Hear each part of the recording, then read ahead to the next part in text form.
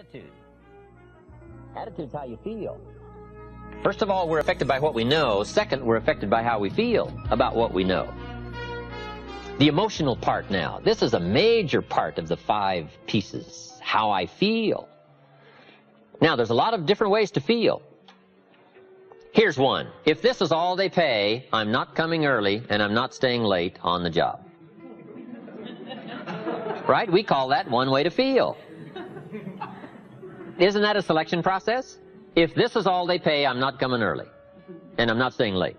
We call that your choice of attitude. Now, do you think that attitude, if you kept it for the next 5 years, would greatly affect your fortunes? The answer is, of course. You cannot escape the accumulated effect of the selection of your attitude. You can't escape it. So one of the major things to check is, how do I feel? And am I on track or off track with my attitude? Now, attitude's not that easy to fix. It's not that easy to get information. It's hard to look up attitude in the yellow pages. If you could put your car in the shop and go next door and get your attitude tuned, wouldn't that be nice, right? But where do you go? How do we engage in the kind of philosophical thinking that will refine our attitude to give us a chance for future fortune rather than what will be missing in the future? So this is big, attitude. Here's another attitude. No matter what they pay, I always come early and I always stay late to invest in my own future. We call that another attitude about the same job. Now, why would one person have one attitude, another person have another attitude? We call that mysteries of the mind. Right? I don't know. Everybody has to choose for themselves. Everybody has to decide by education. Now, if you didn't know what the consequences were going to be, it could be very easy to choose the wrong attitude and not discipline yourself to the right attitude. So a big portion of our life is affected by how we feel. Let me give you just a quick list about the feelings that affect our lives. Number 1, it's how you feel about the past. Boy, it's easy to carry the past as a burden instead of as a school. It's easy to let the past overwhelm you instead of let the past instruct you.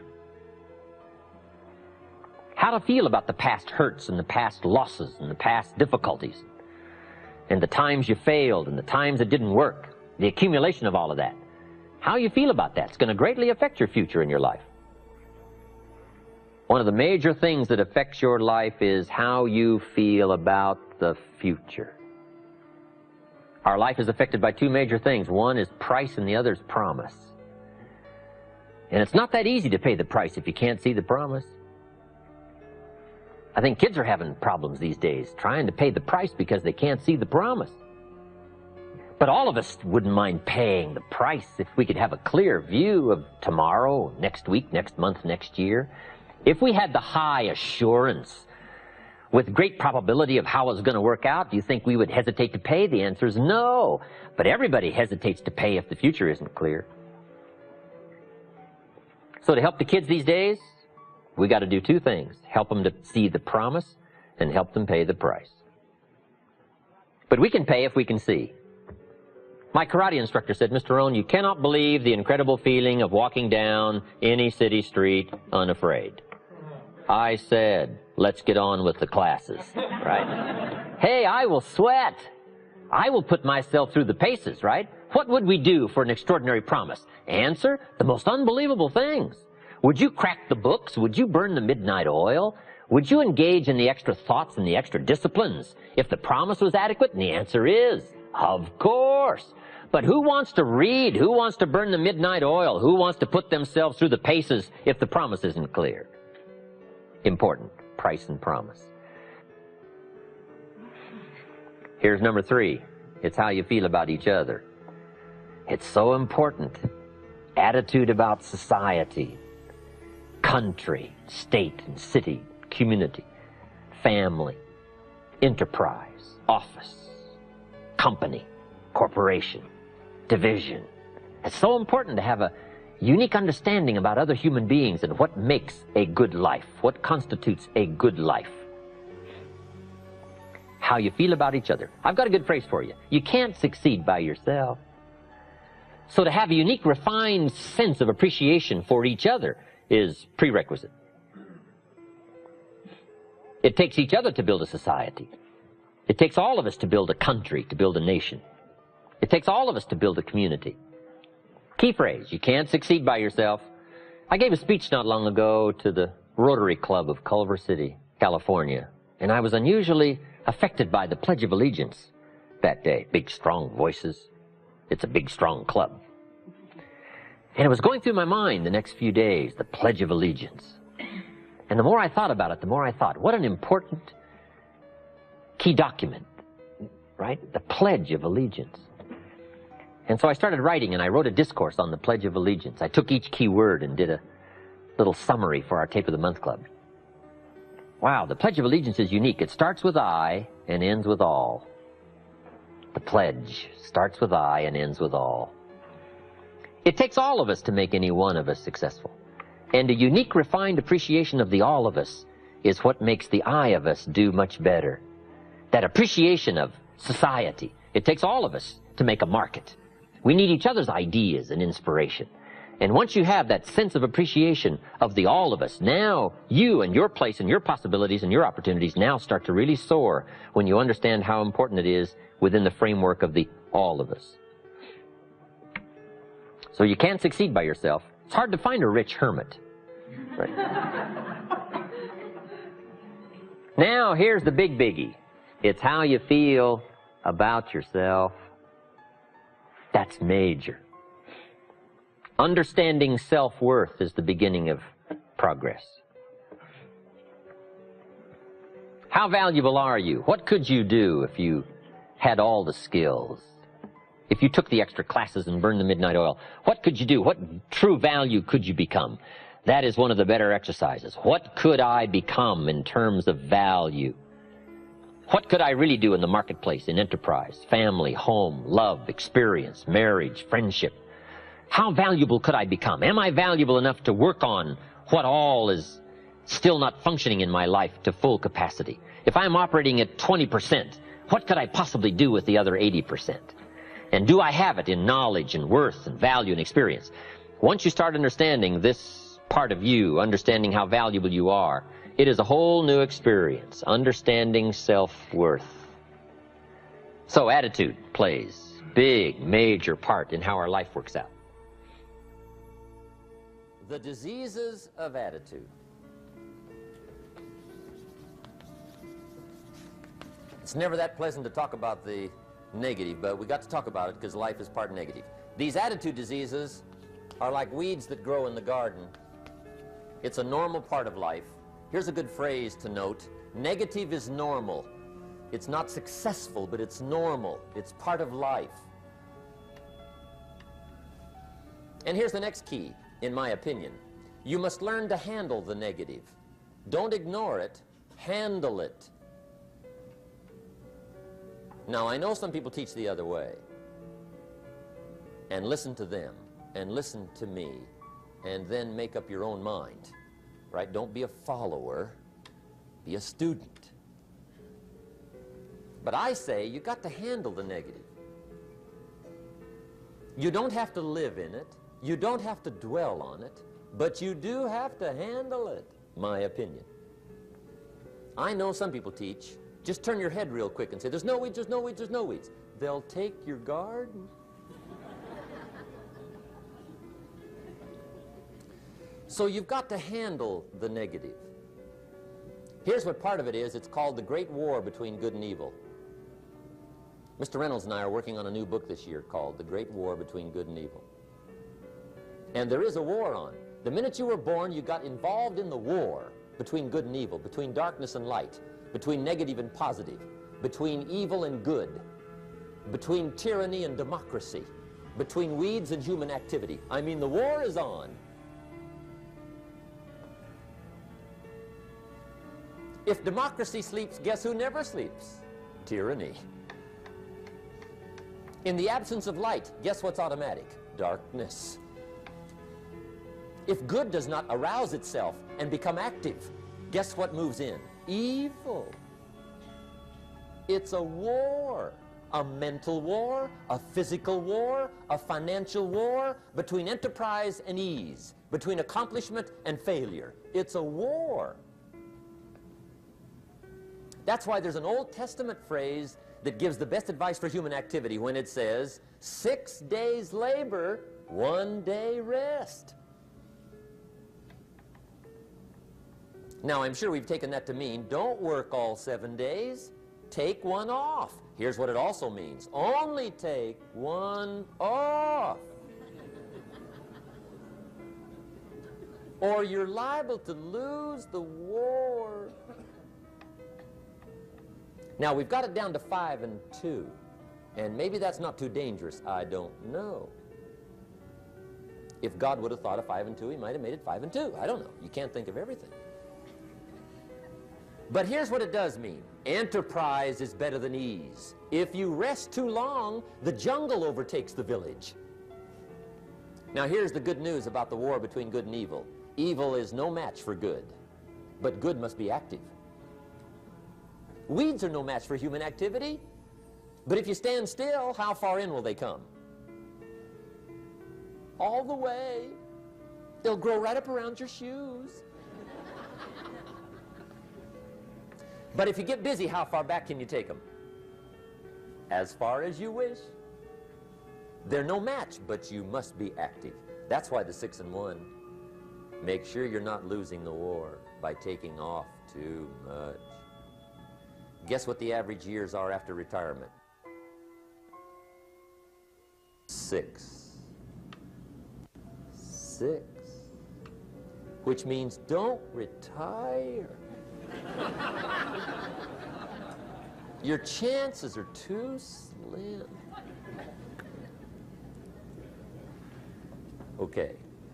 The war between good and evil, the weeds. You got to make sure you recognize the negative, handle it, deal with it, and then go on. Let's make a list of the diseases of attitude that can wreck all your chances to do well. One of the words that destroys everything is called neglect. Neglect. And I found this out. A week of neglect could cost you a year of repair. It isn't worth it. So what to be on the lookout for? Here's the list. If you were making it, you'd have the same list I've got. Right? We're not covering anything new tonight. This is a reminding session, not a teaching session. But it doesn't hurt to go over it again. Here's the list. Attitude diseases. Number 1 is indifference. The shrug of the shoulder. The guy's not even concerned. He's just drifting. This is called the mild approach to life. A disease known as mildness.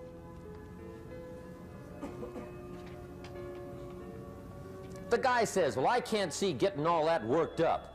Well, to be any kind of winner, you gotta get worked up. There's one problem with drift. You cannot drift to the top of the mountain. And the good Lord said in the closing chapters of the Bible, here's the best way to live, one way or the other. That's best. Hot or what's next best? Cold is next best to hot. Not the half-baked middle, lukewarm, not too hot, not too cold. What a sad way to live. I think what it means is pick a direction and go with everything you got. Just pick one and go. Somebody says, yeah, but what if it's the wrong direction? You'll find out quicker. It won't take you 25 years to wake up and say, oh no, I've been walking the wrong road. I told my staff the other day, next best to prosperity is adversity. If one doesn't get you, pray for the other. We all do better from one of 2 reasons, inspiration or desperation. And I don't wish anything bad on you tonight, but if you're not inspired, I hope a wagon comes down your rut.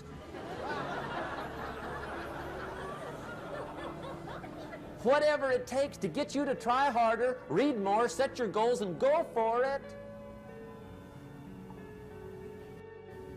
Somebody asked me one time, what quality would I pick if I wanted to work with somebody? And you know what I picked first? Number 1, strong feeling. Please, number 1, give me somebody that feels strong. About most anything, I don't even care. Just so they believe it. Even if they disagree with me. Wonderful. Just so they disagree vigorously.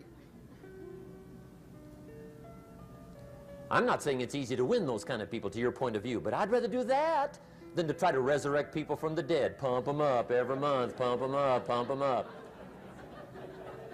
I pass.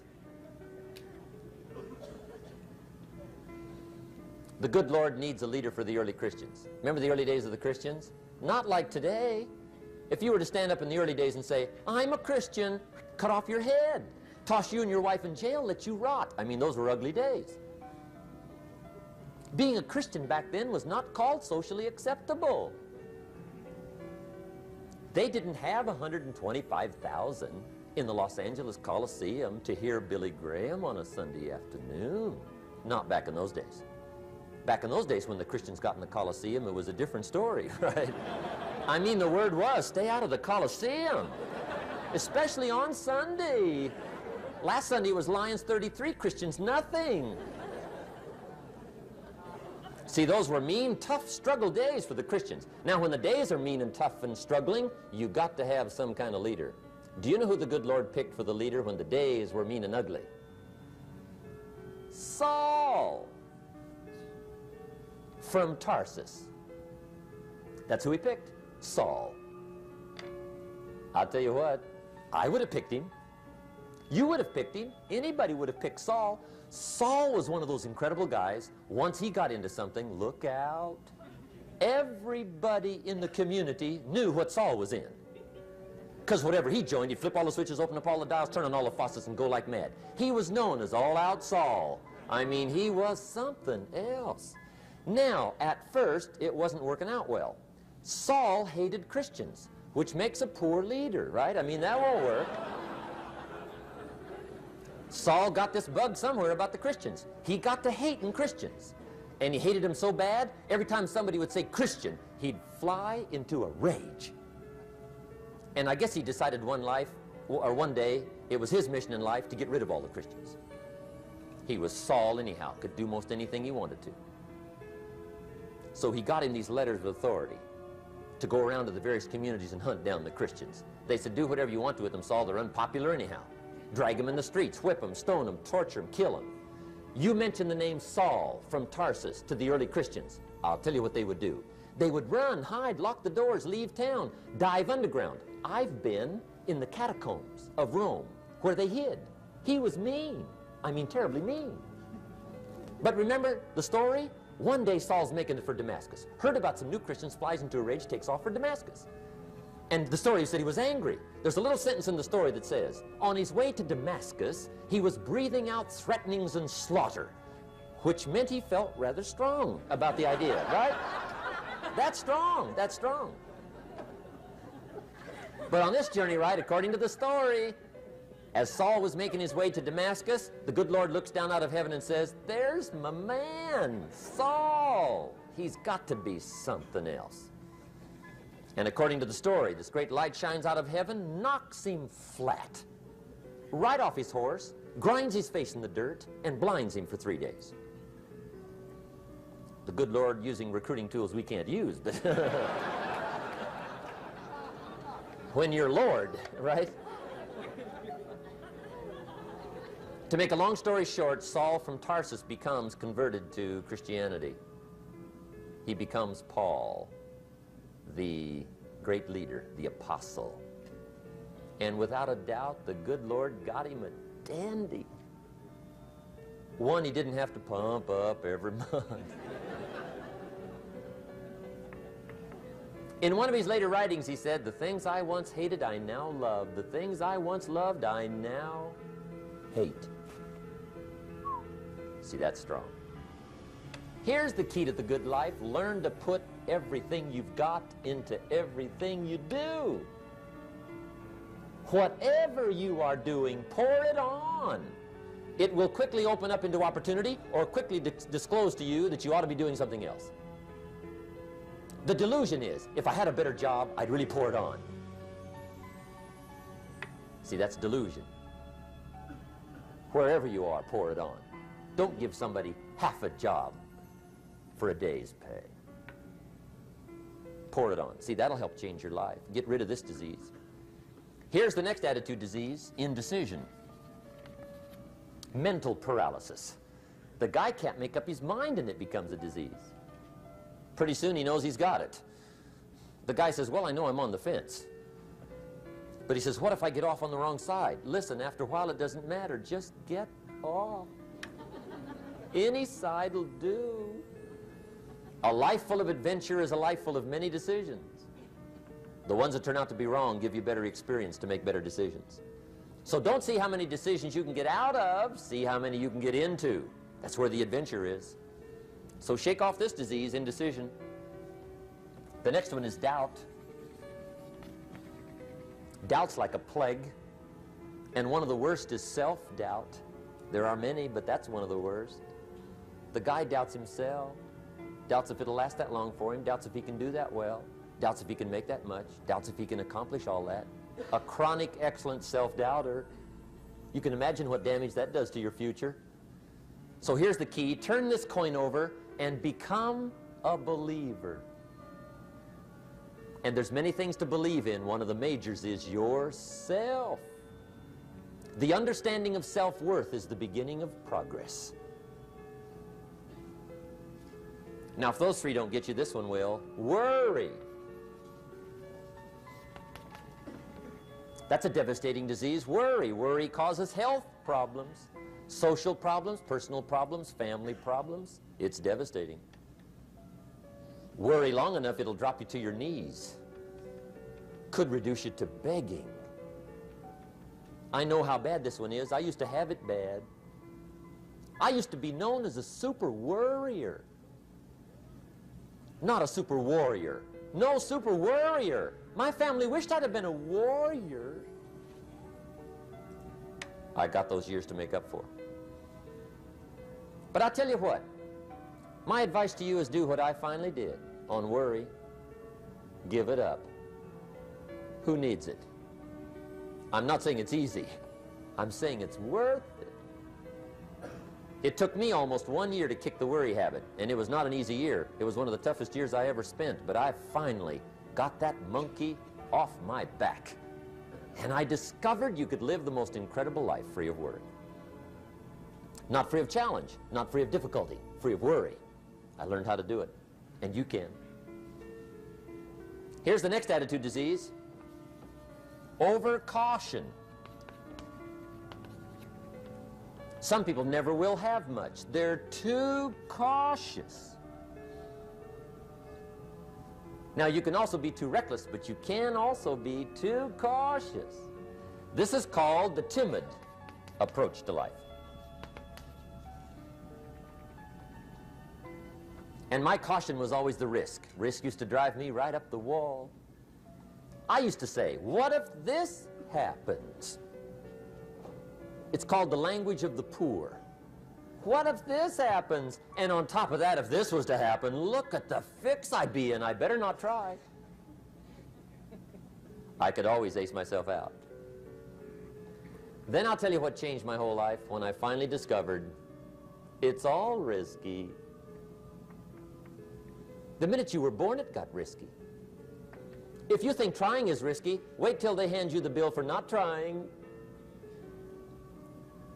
If you think investing is risky, wait till you get the tab for not investing. See, it's all risky. Getting married is risky. Having children is risky. Going into business is risky. Investing your money is risky. It's all risky. I'll tell you how risky life is. You're not going to get out alive. That's risky.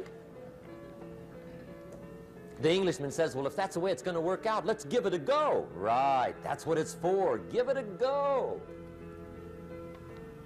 Somebody says, yeah, but I'm looking for safety and security. Fine, then huddle in a corner. We'll cover you with a sheet, bring you 3 meals a day.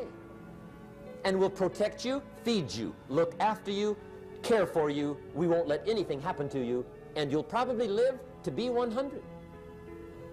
The guy said, well, yeah, I'd live to be 100. But what a way to live. Right. What a way to live, safe and secure. Don't ask for security. Ask for adventure.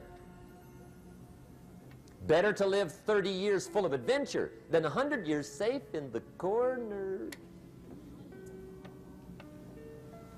And see, it's not important how long you live. What's important is how you live. Here's the next attitude disease. We're almost through with this motley list. In fact, we're almost through. Hang on. The next one is pessimism. Pessimism, the deadly disease of always looking on the bad side, the problem side, the difficult side, checking all the reasons why it can't be done. The poor pessimist leads an ugly life. He doesn't try to figure out what's right. He tries to figure out what's wrong. He doesn't look for virtue. He looks for faults. And when he finds them, he's delighted. How ugly. This is the poor guy who looks through the window, doesn't see the sunset. He sees the specks on the window.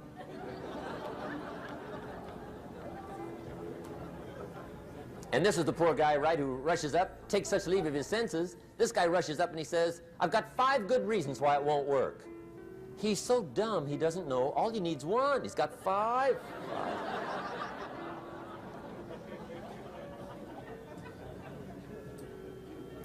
To the pessimist, the glass is always half empty. To the optimist, the glass is half full. Why would the same measure affect people 2 different ways? Answer, it all depends on how you look at it. Our lives are mostly affected by the way we think things are, not the way they are. The way we think they are affects us most. There's a subject we don't have time to get into tonight called better thinking habits. One of the major things Shove taught me when I met him, he said, poor thinking habits keeps most people poor. Not poor working habits. Most people work hard, but they don't think hard. And Shove taught me that the mind is like a factory, a mental factory. And whatever you think about all day long pours ingredients into this mental factory. And that's what builds the economic, social, financial fabric of your life. He quoted me a Bible phrase that says, as you think, so you become. How awesome. When he talked about poor thinking habits, he had me. I used to start the day reading the morning newspaper. I mean, you can believe that or not. I'd get a cup of coffee and read the paper. I'd load up on wars and riots and murders and stabbings and killings and bank robberies and muggings and car wrecks and tragedies. I'd even read the back pages. I seem to like that stuff for some weird reason. I'd load up on all that, and then I'd start the day. You can imagine the kind of days I used to have. You walk around on your financial knees. They call you economic peewee.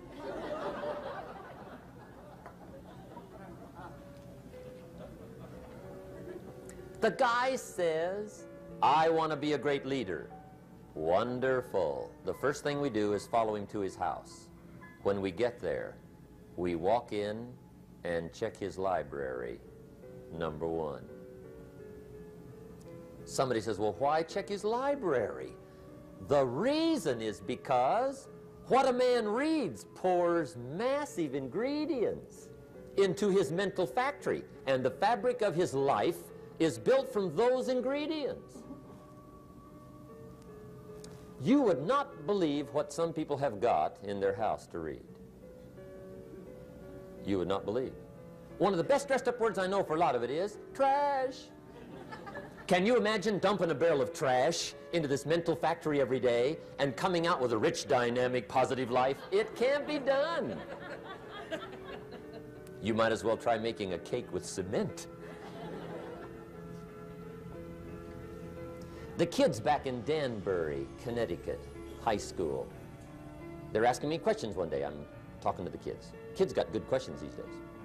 One of them said to me, Mr. Rohn, how do you build the good life? I said, it's simple. It's not easy, but it's simple. Here's how you build anything. Select the right ingredients, keep out the wrong ingredients, and it starts with thought. Everything starts with thought. So you must be wise and careful what you think about, because that starts everything. You got to be wise and careful. I asked the kids, what would happen if somebody dropped sugar in my coffee? They said, well, you'd be okay.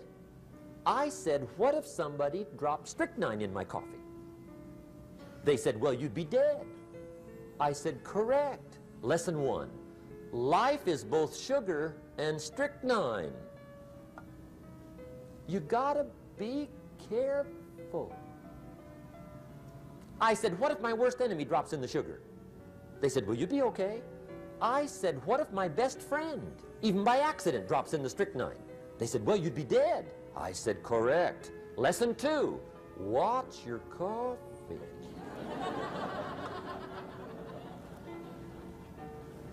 You got to be careful. See, it doesn't matter who hands you the bad stuff. It doesn't matter where you get the bad stuff. It'll still do its damage on your bank account, wherever you get it. Mr. Schoaf gave me one of the greatest phrases when I first met him when he said, Jim, every day stand guard at the door of your mind. How important. Stand guard at the door of your mind. And you decide what goes into your mental factory. Don't let anybody just dump anything they want to in your mental factory, because you've got to live with the results. Okay, here's the last disease, and we're through with this list. In fact, we're almost through. Hang on. The last subject is very brief. The last disease, but this one is deadly. Engage in this one, indulge in it even slightly, and you might as well forget the future, because it's going to forget you. Complaining, crying, whining, griping, a Bible word called murmuring. See, that'll ace your future. Spend 5 minutes complaining, and you have wasted 5. And you may have begun what's known as economic cancer of the bone. Surely they will soon haul you off into a financial desert and there let you choke on the dust of your own regret. I hope I said that well, so you won't forget. It's a deadly disease. If you don't think it's bad, ask the children of Israel of Old Testament fame. Typical of us all, their story just happened to get in the book. Story says, children of Israel were slaves. God performed a series of dazzling miracles and got them out. And now they're heading for the promised land. Remember the story? Heading for the promised land. Tragedy of the story, they never got there. Reason. From day one, they started to complain. They griped about the water. They griped about the weather. They whined and cried and griped about the food. They griped about the leadership. They whined and cried because it was too far, too cold, too hot, too difficult, too miserable. I mean, they whined and cried for years. Finally, God said, I've had it, trip canceled. Or something like that. The story says they died in the desert, never got to the promised land. Which I think means 2 things. Indulge in this long enough, you get your future canceled. And I guess it also means even God himself can only take so much.